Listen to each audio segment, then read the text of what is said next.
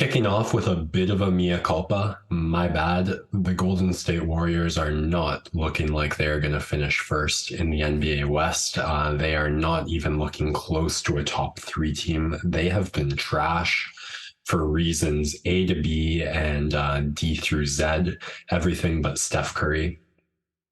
This latest game, probably the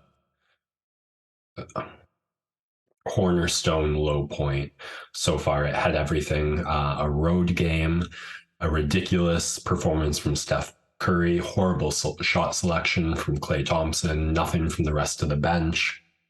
Had this starting off with the segment in the notes that Wiseman's been put down to the G League to get more reps, more touches on the ball than this Warriors team can currently allow him to get. But a lot of things going on here. We have a team that's at the tail end of its dynasty, with the big three players reaching the end of their longevity primes. We have a bunch of prospects who seem to be further behind on the development than thought. We have Jordan Poole, who so far hasn't shown much of anything like he showed in last year's playoffs. The Spurs win, the one exception to that so far. And did I mention Klay Thompson yet? I saw a couple of highlights. I haven't been watching the Warriors too much, but a couple of the highlights from last, a back-to-back sequence where Golden State gets a stop. Curry takes the ball up in transition. The first time he has Thompson on his right, Poole on his left, Wiggins ahead of Poole. The pass to Poole would have set up either him for the open shot or Wiggins for the open shot, depending on the defense. He goes to Thompson, who immediately takes a contested three. It goes out. Suns take it back. Golden State gets another stop, I think, with Curry in the paint on Ayton too. So not a stop you'd normally get. It was one of those two. I can't remember which one. This time even worse. Curry again sends it up to Thompson, shoots another contested three, this time with Wiggins wide open in the corner, not even two passes away. He's shooting worse from the 3-point line than Russell Westbrook so far this season.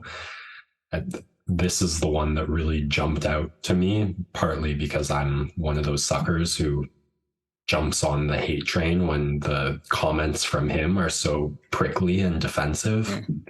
But take your pick. What jumps out to you about the Golden State Warriors slump so far, and is this fixable? Yeah, to be succinct here to start, Wiseman getting sent down, I think it's a good call. Get his confidence up, get him reps. I think he'll eat there unless they play a similar type of offense. Because that's what I was going to say. What's contributing to this is they're giving their younger guys more minutes and guys who haven't been in this system for 5 years. And it's just not translating the same way. They don't run a ton of pick and roll spread offense that most teams do in the league. It's a lot of 5-out motion, always some sort of action happening, and you have to be cutting constantly and moving without the ball. And not every player is going to be able to do that every single night.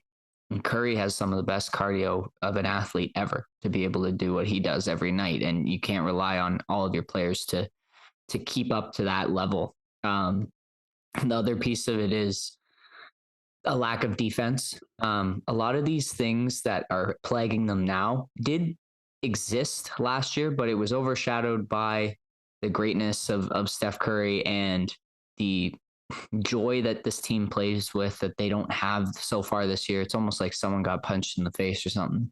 But yes, they don't play defense. It's frankly terrible. I think they're 26th ranked in the NBA in defense. And then the other piece of that is Thompson was a pretty inefficient player last year, but obviously rose-colored glasses of just being happy that he was back. But he was pretty inefficient last year and he made some big shots, but I never want to knock him because he's had an incredible career, but there's only a certain level you can attain when you've had this 2 serious injuries like he did, right? And so still a fantastic shooter, but might be trying to force it a little bit, trying to regain a lot. Yeah, it's almost the Dion Waiters method. Like I'd rather go 0 for 20 in a game because that means I was confident enough to keep putting up that next shot. rather than shutting it down. And I think most people want Klay to shoot through it because of how historically great he's been as a shooter, but it's cost them so far this season and some tough losses. 6-8 now, I believe, is their record. I mean, we're going to talk about the Mavericks in a second, and you look at Reggie Bullock, who did decently from the 3-point line, especially in the playoffs last season, and he's missing a ton of open looks. The win over the Clippers, they won mostly because Bullock hit the open looks in the fourth quarter. Klay Thompson isn't missing open looks. He's missing contested threes that are way too early in the shot clock. And in the example I gave, with some guys wide open and better shots to be had on the court. It's not an issue of a shooting slump so much as bad shot selection. And I don't think you shoot through bad shot selection. Yeah, just a bit of my bad there, really regretting that pick so far. This is a move, as you mentioned, with trying to get the prospects ahead in the development curve. So when the end of the previous Golden State dynasty arrives, the future isn't bleak. So we'll see if that gamble pays off for Golden State, how much and if there's a rise of these players fitting into the system that has been crafted for some very unique players. So it's not a given that can be done. We'll save it for a future pod, but I am quite intrigued with this team on the trade possibilities as well. Mm-hmm. Mm-hmm. I think I said it, but 0-8 on the road so far. Just absurd. Yeah. And I think 2 wins against the Kings that most Kings fans will tell you they only got because of the refs. So this is a record that could be even worse. Yeah, let's talk Kings, man.